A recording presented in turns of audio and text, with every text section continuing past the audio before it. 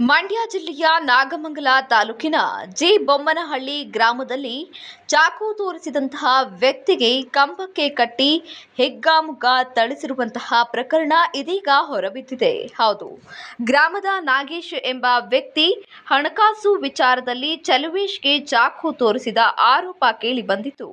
ಈ ವೇಳೆ ಗ್ರಾಮದಲ್ಲಿ ಚಲುವೇಶ್ ಹಾಗೂ ನಾಗೇಶ್ ನಡುವೆ ಮಾತಿನ ಚಕಮಕಿ ನಡೆದಿತ್ತಂತೆ. ಹೀಗಾಗಿ ಚಲುವೇಶ್ ಹಾಗೂ ಆತನ ಕೆಲ ಸ್ನೇಹಿತರು ಸೇರಿಕೊಂಡು ನಾಗೇಶ್ನನ್ನ ಕಂಬಕ್ಕೆ ಕಟ್ಟಿ ಹೆಗ್ಗಾಮುಗ್ಗಾ ಥಳಿಸಿದ್ದಾರೆ. ಇನ್ನು ಗ್ರಾಮದಲ್ಲಿ ಕಂಬಕ್ಕೆ ಕಟ್ಟಿ ಥಳಿಸಿರುವಂತಹ ವಿಡಿಯೋ ಇದೀಗ ಸಾಮಾಜಿಕ ಜಾಲತಾಣದಲ್ಲಿ ವೈರಲ್ ಆಗುತ್ತಿದ್ದು, ಹಲ್ಲೆಗೊಳಗಾದ ನಾಗೇಶ್ ಪತ್ನಿಯಿಂದ ಹಲ್ಲೆ ನಡೆಸಿರುವವರ ವಿರುದ್ಧ ಪೊಲೀಸರಿಗೆ ದೂರನ್ನ ನೀಡಲಾಗಿದ್ದು, ಇದೀಗ ಅವರನ್ನ ವಿಚಾರಣೆಗೆ ಕರೆದುಕೊಂಡು ಹೋಗಲಾಗಿದೆ.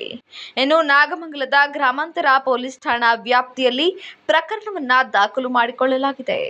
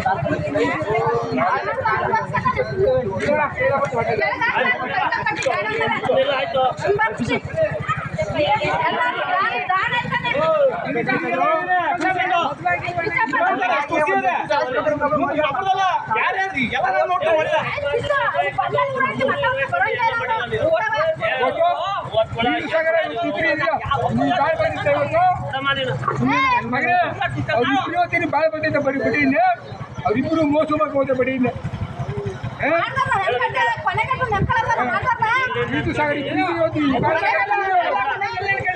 ಮಗನೇ